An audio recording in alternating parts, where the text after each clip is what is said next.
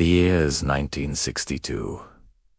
We're in a quiet, unassuming English town, the kind of place where everyone knows everyone and nothing much ever happens. The heart of this town is its old library, a sanctuary of silence and stories, which dutifully closes its doors every single night at 9 o'clock.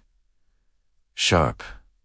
But one night, the routine was broken. One night, something was different. The town janitor, a man who had traced the same route through the town's quiet streets for over 20 years, was the first to notice. As he made his final rounds, he saw it.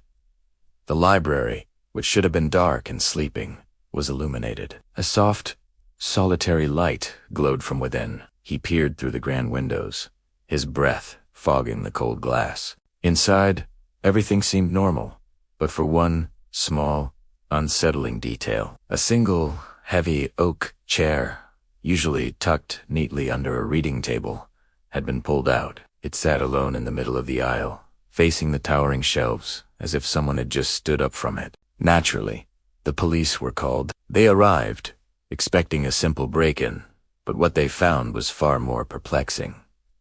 There were no signs of forced entry. The locks were intact, the windows were secure, and not a single shilling was missing from the petty cash box. Nothing was stolen, nothing was damaged. It was as if a ghost had passed through. But then they found it. Lying squarely on the main counter was a book, not a book that had been stolen, but one that had been returned. The strange part, according to the library's own records, this specific book wasn't due back for another 2 years. It had been borrowed by a resident who had moved away long ago. The official report was inconclusive. No crime, no culprit. The file was left open, but with no leads to follow. It quickly gathered dust.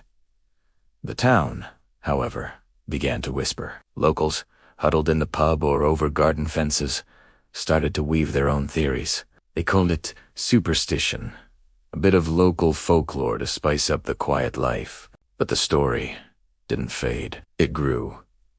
Because on the anniversary of that strange night, every year without fail, the same thing would happen. The light would be on, the chair would be moved, and a book would be left on the counter. Always the same title, Echoes of the Dead. No one knew who was doing it. No one saw a thing. Was it a prankster with an incredible sense of commitment? Or was it something else? Something the rational mind couldn't quite grasp. After a few years, the town simply accepted it. People stopped asking questions. The annual event became a part of the town's identity. A quiet, chilling tradition. The police stopped responding to the calls. It was just the library's ghost, they'd say. With a shrug, a harmless spirit with a love for literature. To this day, the mystery remains unsolved. The official file is still open, buried deep in an archive, a testament to a night when the rules of logic seemed to bend. The light in the library still glows on that particular night, a silent beacon in the darkness. It's a haunting reminder that some stories don't have a final chapter. Some files remain open, and perhaps it's not our place to close them. Only time decides when and how the full story is finally told. What do you think happened in that library all those years ago?